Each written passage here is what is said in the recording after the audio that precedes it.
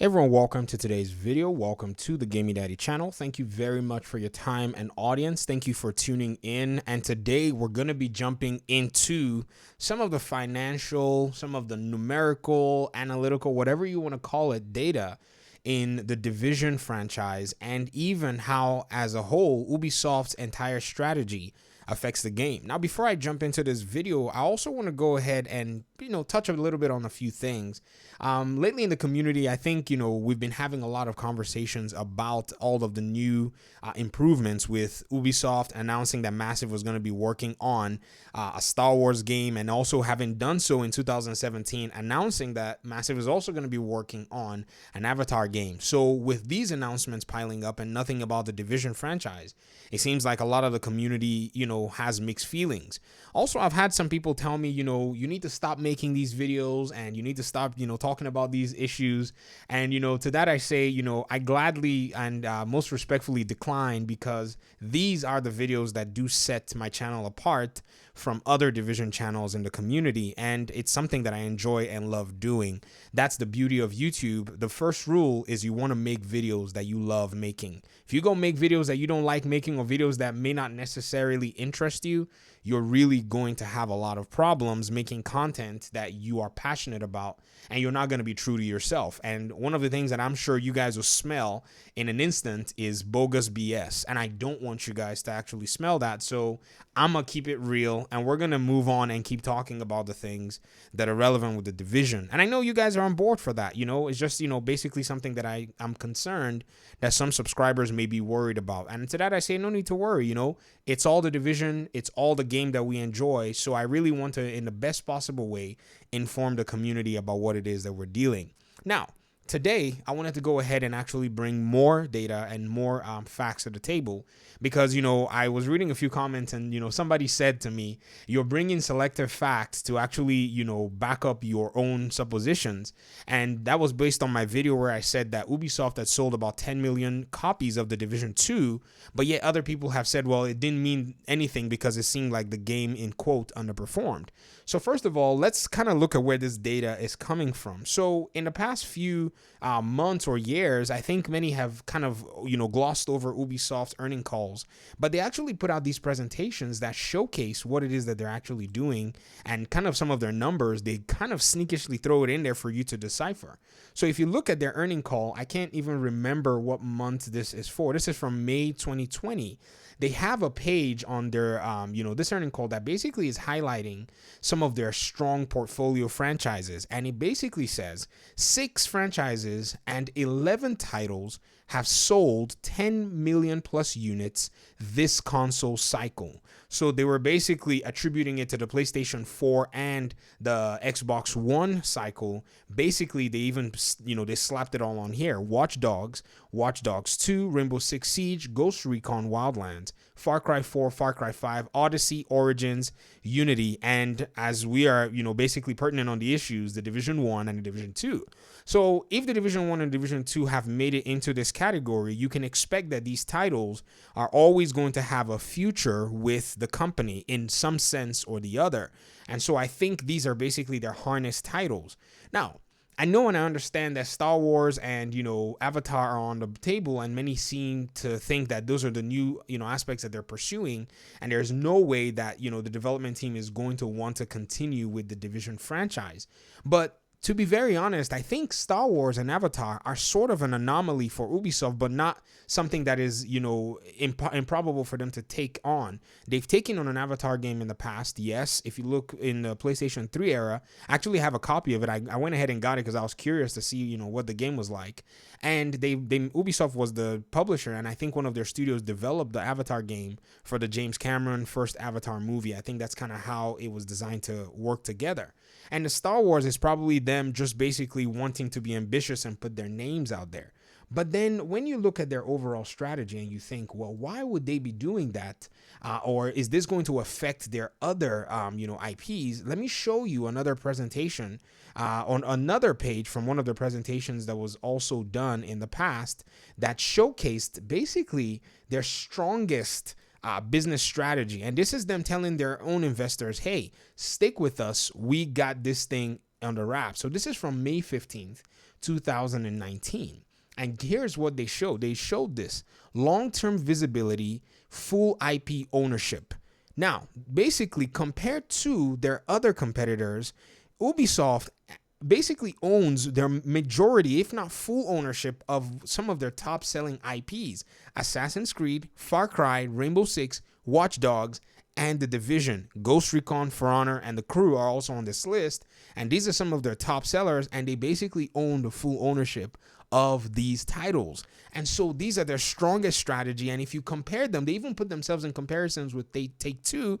Grand Theft Auto people, basically, they have to share profits with the developers, but Ubisoft uses its own in-house developers in a sense, basically, big companies that are doing work for them, or even small teams. Red Dead Redemption, Take-Two has to also share. 2K, basically, they don't own. Borderlands, they also have to externally develop that. That's a Gearbox thing. And all Take-Two has is Mafia and Civilization. EA, on the other hand, some of their strong IPs are basically Battlefield, Apex Legends, and The Sims. The only company that's actually competing on this level with Ubisoft, or basically has their own IPs that are strong for them, are Activision Blizzard. I mean, obviously, Call of Duty, World of Warcraft, Overwatch, Hearthstone, Diablo, Candy Crush.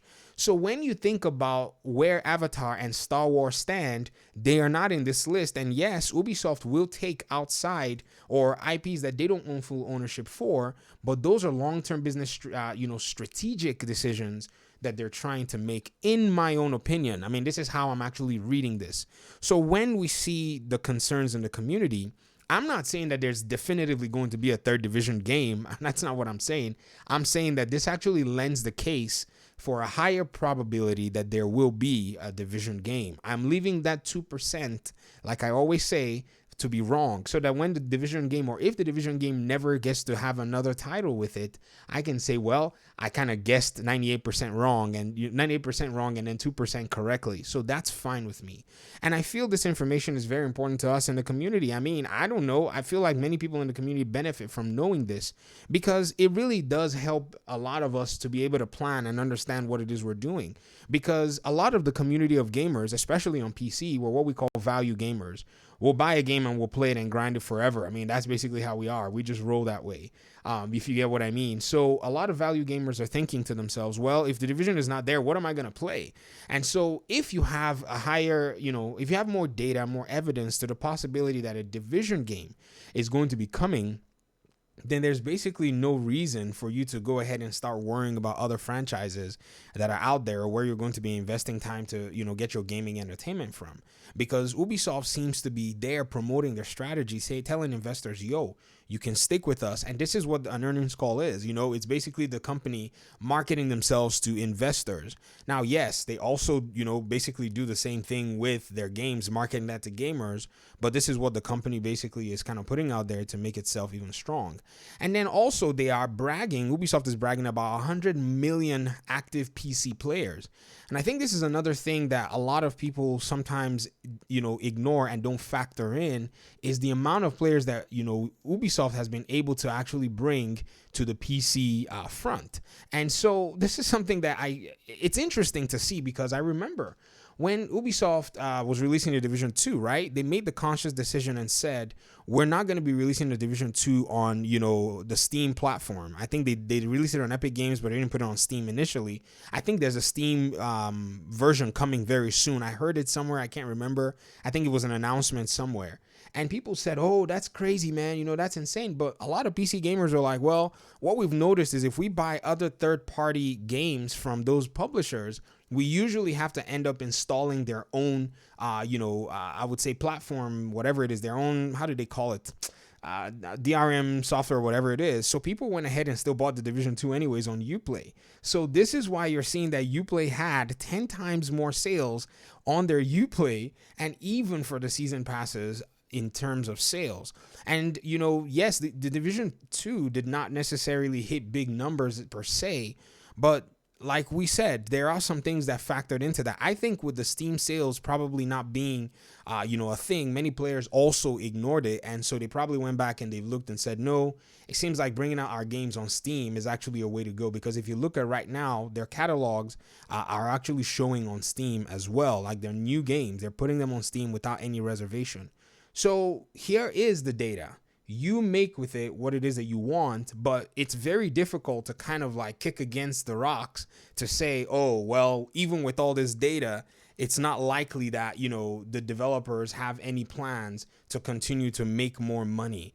I mean, it's quite interesting that many times we tend to throw away what it means for a business to exist while evaluating video games, when in reality, that is the reason we see the video games that we're getting. If there's no money, games will not be made. It's just a fact. So as we're looking at 2021 and what everything is going to be bringing, including the new restrictions, just the logistical issues with COVID and everything, which is actually, if you look at some of the earnings calls, Ubisoft has actually cited that that's the reason why Rainbow Six Quarantine was actually postponed and pushed back. But still, they're still bragging to their own, their investors that they have a very strong back catalog, which if you look at all of the industry, they actually do. I mean, many of the other companies I showed you just now, yes, some of their games are owned by them, but a lot of those games don't necessarily get the iterations, don't get the new titles and all that jive that goes with it. That's one thing about new titles. If you have the marketing budget, you can really, really, promote yourself, put yourself out there and kind of, leverage and gain even new players into your ecosystem. It's a big deal. If you're on Uplay, you most likely have at least 3 to 4 Ubisoft games. You're part of that ecosystem as a PC player. And that's what it is that they're trying to leverage and trying to do, because they understand that there are player bases everywhere. Now, with the next gen, I think it's even going to get much better for many of these companies, because the next gen consoles have the power to be able to take on some of these games in better quality. In fact, we're looking at the Division 2 right now. We're hoping that this 60 FPS actually can match a 60 FPS PC. I'm hoping it does, because I play on 60 FPS on my PC, and I know a lot of people in the community would love to be able to, basically carry me. I know you guys, everybody wants to carry YouTubers. It's fun. I love it, and it'd be nice to be able to, get carried through raids and try to get another Eagle Bearer and all that stuff. And I really want to hang out with the PlayStation community. I've missed the PlayStation community for years because I moved to PC because of PTS and all of that stuff. And so it'd be nice for me to be able to just go back there and continue to play and not miss out on the quality and the performance. So, I mean, I don't know what else to say regarding all of this, but this is just some more data just to kind of furnish with, you guys in the community. And like I said, make with it whatever it is that you will. I'll talk to you all in another video. Let me hear your thoughts in the comment section. Thank you very much. Peace out.